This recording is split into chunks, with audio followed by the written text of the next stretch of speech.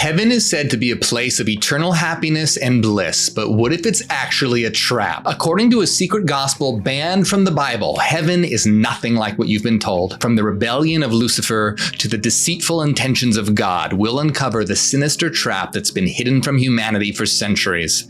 This information will challenge everything you thought that you knew about the afterlife. The Gospel of Thomas is an ancient text that the church deemed as blasphemous, and it holds the key to unlocking a deeper understanding of the nature of reality and the true path to enlightenment. We're going to delve into the hidden teachings of Jesus and explore the cryptic words that reveal a shocking secret about heaven that the church doesn't want you to know. Before we explore the mysteries that this banned gospel reveals, you need to know something about heaven and Lucifer.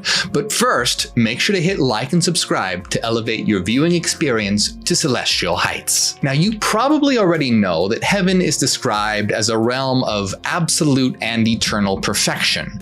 But could such a place actually exist? Think about it. Doesn't it something seem a little off about that? Almost too good to be true?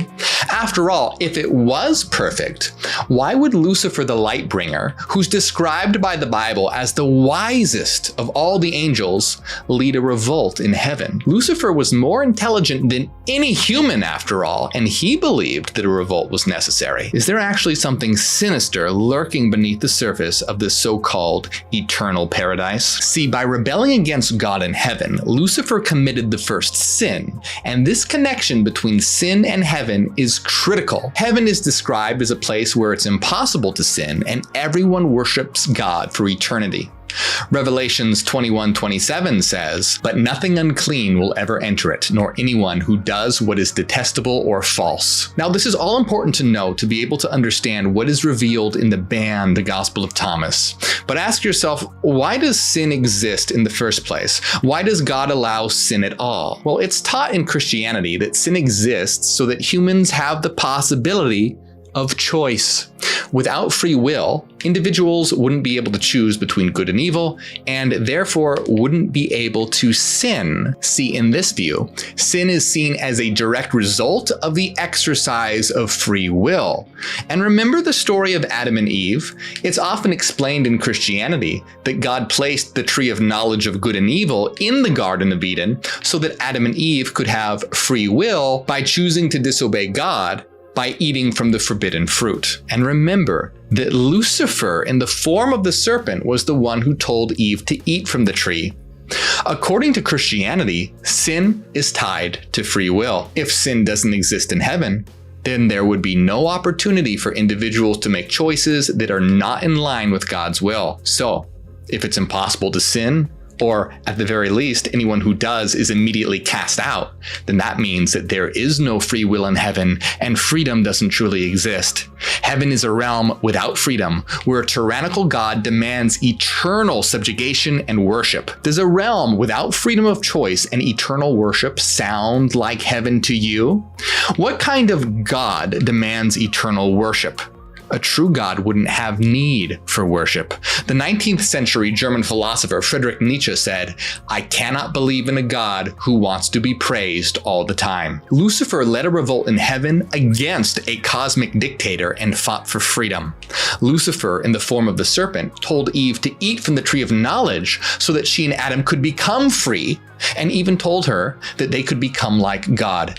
Now, do you see the difference between Lucifer and God? God demands eternal worship and obedience, while Lucifer fights for freedom and told Adam and Eve that through knowledge they could become like God. Yet the church condemns Lucifer as evil. But what if I told you that Jesus agreed with Lucifer? Let me explain. Lucifer's concept of freedom and becoming like God holds the key to unlocking a higher consciousness and finding heaven right here, right now. The Gospel of Thomas, banned from the Bible by the powerful and feared for its unorthodox teachings, speaks of an entirely different concept of heaven.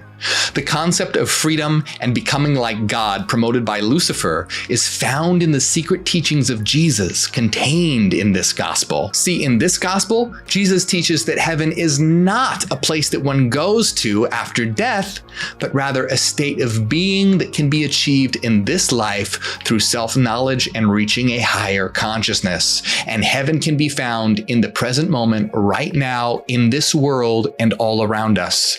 In saying 3 of the Gospel of Thomas, Jesus says, "If your leaders say to you, 'Look, the kingdom of heaven is in the sky,' then the birds will be there before you. If they say that the kingdom of heaven is in the sea, then the fish will be there before you. Rather, the kingdom is inside of you and it is outside of you." Christ is saying that any religious leaders who say that heaven is in the sky or in the sea or after you die or anywhere else other than in you and around you are liars. Why did the church hate and fear this gospel?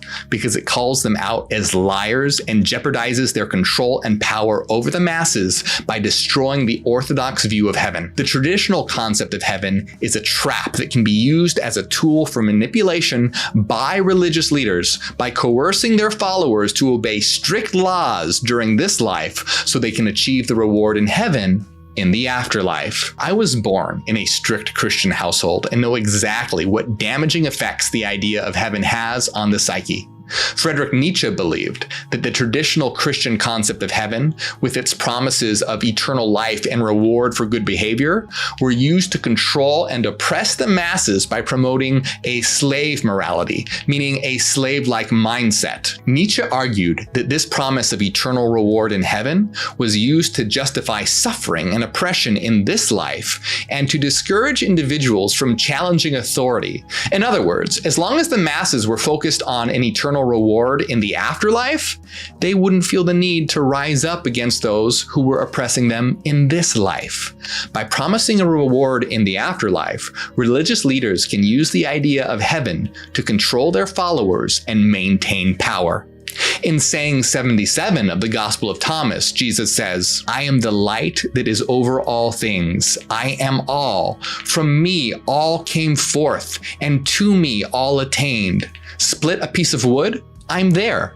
Lift up the stone, and you will find me there." This saying emphasizes that the divine is all around us and inside of us. Heaven is not a place of eternal worship, but a higher form of consciousness that we can attain through self-knowledge that's waiting to be unlocked within us. The gospel also says that we are divine beings and suggests that we can attain the same level of spiritual enlightenment as God, that is, God consciousness. In saying 50 of the Gospel of Thomas, Jesus says, "If they say to you, 'Where have you come from?' say to them, 'We have come from the light, from the place where the light came into being by itself, established itself, and appeared in their image.' If they say to you, 'Is it you?' say, 'We are its children, and we are the chosen of the living Father.'" This understanding of heaven, the emphasis of divine light, and the potential for humans to become like God, aligns with the idea of freedom and empowerment, much like the story of Lucifer the Lightbringer, who rebelled against a cosmic tyrant, fought for freedom, and told Eve that she and Adam could become like God. It also destroys the oppressive traditional view of heaven, which, as Nietzsche pointed out, is used as a system of control by religious leaders. But the concept of heaven has another destructive effect. Nietzsche also believed the idea of heaven would lead to a stagnation of the human spirit and the suppression of the will to power and human potential. The will to power, according to Nietzsche, is the fundamental drive of human nature to overcome limitations, and when it's used optimally, it can result in the achievement of goals and becoming the best version of oneself. Nietzsche believed that the human spirit needs to be constantly challenged and growing, and that an eternal afterlife would prevent this from happening. Why? Because if you're focused on an afterlife, you're not going to be focused on this life. You're going to just try to get through it while you look forward to heaven. Nietzsche used the term life deniers to refer to those who rejected this life and tried to escape from it in heaven. He called them life deniers because rather than embracing life, they seek to escape from the struggles and challenges of life, rather than embracing and overcoming them. In other words, the concept of heaven traps people by preventing them from becoming their true selves, since they're focused on heaven rather than becoming the best versions of themselves in this life. Lucifer rose up in heaven against God and fought for freedom. Friedrich Nietzsche rose up against the idea, the concept of God and heaven. Even though Nietzsche hated metaphysics, it's mind-blowing to see how similar, at least in spirit, Nietzsche's view of heaven was to that of Jesus in the Gospel of Thomas, who said that the kingdom of heaven isn't anywhere except within you and around you. Nietzsche said, "The kingdom of heaven is a state of the heart, not something that comes upon the earth or after death. The kingdom of God is not something one waits for. It has no yesterday or tomorrow. It does not come in 1,000 years. It is an experience within a heart. It is everywhere." Even though they differed on the metaphysical interpretation, Nietzsche and Jesus in the Gospel of Thomas promoted a similar view of heaven that could have a positive effect on humanity. Now compare that to the traditional concept of heaven. Not only is it harmful to individuals, but it's destructive to the world. It can be used to justify violence and war, such as through the belief that dying for Christ will guarantee a place in heaven. And by focusing too much on the promise of an afterlife, people neglect their responsibilities and obligations in their present life, like contributing to their communities and working to improve the world. After all, why would you work hard to improve the world when it's considered to be a place of sin and your focus is on heaven? Instead of focusing on reaching heaven after we die, we should be working to create heaven right here by improving ourselves, our communities, and the world. The secret teachings of Christ in the Gospel of Thomas is about realizing through self-knowledge that you are divine and the kingdom of heaven is all around us. We just need to bring it into being through transforming ourselves, reaching a new consciousness, and building a better world. Of course, the stories in the Bible, they're just stories. They didn't actually happen. But Nietzsche is pointing out how destructive the idea of heaven can be through oppressing individuals, limiting their growth, and damaging the world. Nietzsche, Lucifer, and Christ in the Gospel of Thomas all rejected the traditional view of heaven and shared the belief in the importance of self-transformation and knowledge. Nietzsche emphasizes the idea of becoming the best version of yourself through self-overcoming and self-creation, and this idea of self-transcendence aligns with the message of Lucifer, who fought for freedom and encouraged Adam and Eve to seek knowledge and become like God. And similarly, Jesus in the Gospel of Thomas teaches that we are divine and the kingdom of heaven is within us and can be attained through self-knowledge and reaching a higher consciousness. So don't look to a God in the sky. You are God. Don't look to a heaven after you die. Our kingdom is within and all around us, and we are here to actualize it. So what do you think? Do you agree? Tell me in the comments right now. I'll be reading them. Check out my other video called Jesus Christ is Lucifer.